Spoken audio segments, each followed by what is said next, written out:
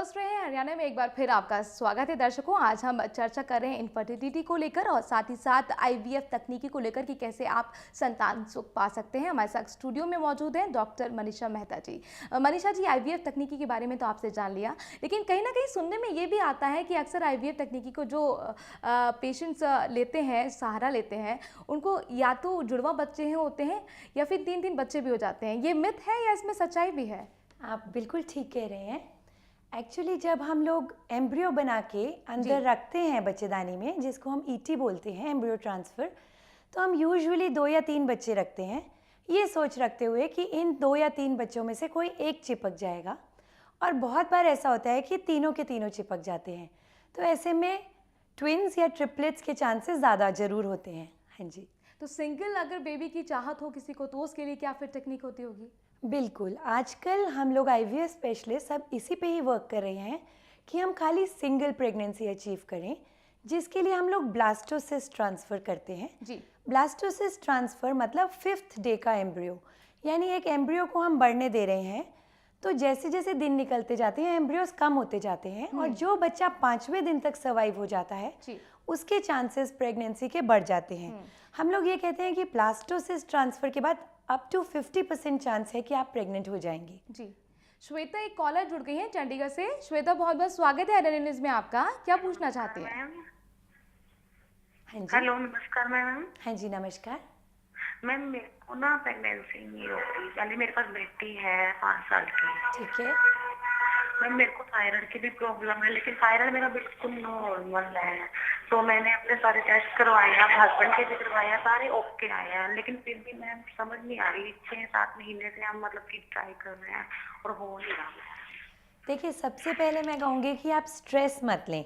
आपके पास एटलीस्ट एक बच्चा है। दुनिया में बहुत लोग ऐसे हैं जो एक बच्चे को भी तरस रहे हैं। बिल्कुल। स्ट्रेस लेने से प्रेगनेंसी नहीं आती है कभी भी। क्योंकि आपके पास एक बच्चा है तो मैं मानती हूँ कि ग्रॉसली प्रॉब्लम नहीं होनी चाहिए। और आप कह रहे हैं अब आपका थायराइड भी नॉर्मल है, बट हाँ ठीक है, ट्रीटमेंट ज़रूर परस्यू करें। 2-3 बार आप किसी डॉक्टर को मिल के ओव्यूलेशन इंडक्शन कराएं और टाइम्ड इंटरकोर्स करें। कई बार इतने साल शादी के होने के बाद हम एक्चुअल डे भी नहीं कैच कर पाते, जबकि इंटरकोर्स करने से प्रेगनेंसी आती है। तो आप एट ईज़, थोड़ा सा ईज़ लेके चलें और करें। मुझे लगता है आपकी ज़रूर प्रेगनेंसी आएगी। मनीषा जी, आईवीएफ के बारे में जब आप बातचीत कर रहे थे तो उसके सक्सेस रेट कितने होते हैं? ये भी ज़रूरत है, दर्शकों को जानकारी होनी चाहिए। देखिए, बेस्ट ऑफ द सेंटर्स में भी अगर कोई center 30 to 40% carry home baby rate दे रहा है जी, तो बहुत अच्छा है, क्योंकि इंटरनेशनल स्टैंडर्ड्स के हिसाब से भी 30 to 40% carry home baby rate हो जाए तो वो बहुत अच्छा सक्सेस रहता है। आप ऐसा बिल्कुल मत सोचिए कि अगर हमने आईवीएफ कराया तो मतलब प्रेगनेंसी आएगी ही आएगी। आईवीएफ इज़ अ टेक्निक, ये एक तरीका है प्रेगनेंसी प्राप्त करने का, गारंटी शुदा नहीं है। बट बार बार जैसे 2 टाइम्स या 3 टाइम्स आईवीएफ कराने से डेफिनेटली 60 to 70% कपल्स प्रेगनेंसी ज़रूर अचीव कर पाते हैं। तो आईवीएफ तकनीकी जो सहारा लेते होंगे, क्या अबॉर्शन के चांसेस उसमें होते हैं? देखिए, अबॉर्शन के जैसे नॉर्मल प्रेगनेंसी में भी हम बोलते हैं 20% चांसेस होते हैं, जो कि सेम 20 to 22% आईवीएफ में भी रहते हैं, क्योंकि वो नॉर्मल ही है। तो कोई एक्स्ट्रा चांसेस हम नहीं कहना चाहते। श्वेता, चंडीगढ़ से अगली कॉलर जुड़ गई हैं। श्वेता, बहुत बहुत स्वागत है हरियाणा न्यूज़ में आपका।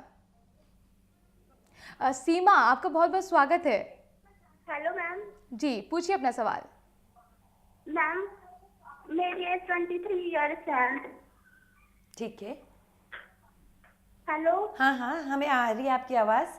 तो मैम, मेरे को ना पीरियड की प्रॉब्लम है। स्टार्टिंग में तो मेरे को सही होते थे, लेकिन अब ना होते ही वो डेट वाली टैबलेट लो फिर होते हैं। हाँ जी, नहीं, आपको हार्मोन्स के भी टेस्ट कराने चाहिए और एक अल्ट्रासाउंड भी कराना चाहिए। मैम, मेरा अल्ट्रासाउंड नॉर्मल है और एलएच हार्मोन इंक्रीज है।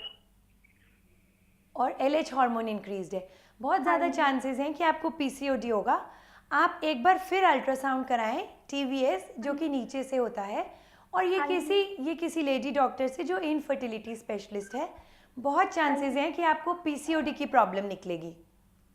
फिर मैम, इसका सोल्यूशन है, डोंट वरी। पहले एलएच हार्मोन्स को कम करने के लिए दवाइयाँ दी जाएंगी और उसके बाद एग बनने के लिए मेडिसिन होती है। अगर मेडिसिन से एग नहीं बनता है तो हम लोग इंजेक्शंस का सहारा लेके भी ओव्यूलेशन करा सकते हैं। ओके। डॉक्टर मनीषा जी, जिस तरीके से आईवीएफ तकनीकी का सहारा जो लोग लेते हैं उसमें क्या एबनॉर्मल बच्चे का भी ज़्यादा चांसेस होते हैं? ऐसा सुनने में आया है अक्सर।